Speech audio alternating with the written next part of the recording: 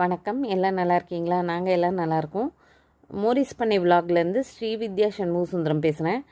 இன்றைக்கி நம்ம பார்க்க போகிறது என்னென்னா சாம்பார் தூள்.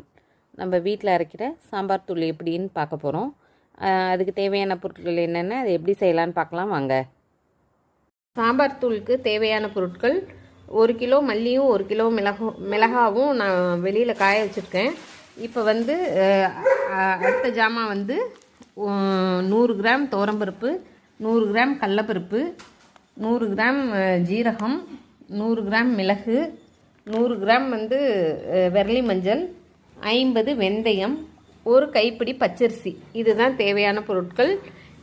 இனி அதை காய வச்சு அரைச்சிட்டு வந்தோன்னே காமிக்கிறேன் பாருங்கள். சாம்பார் தூள் அரைக்கிறதுக்காக மிளகாய், மல்லி, அப்புறம் இந்த ஜாமான்லாம் வெந்தயம், துவரம்பருப்பு, கடலப்பருப்பு எல்லாம் போட்டிருக்கோம்.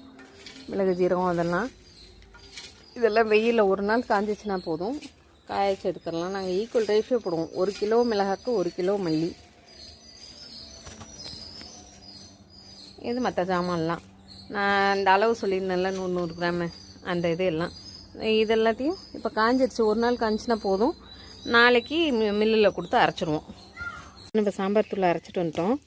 இது அங்கே மில்லுலேயே கொஞ்சம் ஆற வச்சிட்டோம், இருந்தாலும் கொஞ்சம் நம்ம பிளேட்டில் போட்டு ஆற வச்சிடலாம்.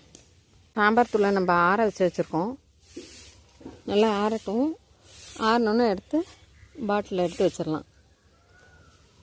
கொஞ்சம் நேரம் ஆறிட்டுருக்கணும். அப்படியே காத்தோட்டமாக இருக்கும்.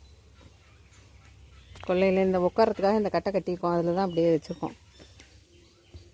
இப்போ சாம்பார் தூள் அரைச்சதெல்லாம் எடுத்து பேக் பண்ணி வச்சுட்டேன். இப்போ பார்த்திங்கன்னா ஒரு பாட்டில் எடுத்துட்டோம் நாங்கள். இதெல்லாம் பேக் பண்ணி எடுத்து வச்சுட்டேன். சாம்பார் தூள் ஃபுல்லாக பாட்டில் போட்டு வச்சாச்சு. ஒரு பாட்டில் வீட்டு யூஸ் எடுத்துட்டேன் நான். இப்போ பார்த்திங்கன்னா உங்கள் யாருக்காவது வேணும்னா சாம்பார் தூள் மேலே வர நம்பருக்கு வாட்ஸ்அப் பண்ணுங்கள். வாட்ஸ்அப் பண்ணிங்கன்னா உங்களுக்கு கொரியர் பண்ணுறேன் நான். இவ்வளோ நேரம் இந்த வீடியோ பார்த்தவங்க எல்லாருக்கும் நன்றி. சப்ஸ்கிரைப் பண்ண எல்லாருக்கும் நன்றி. லைக் பண்ண எல்லாருக்கும் நன்றி. தேங்க்யூ.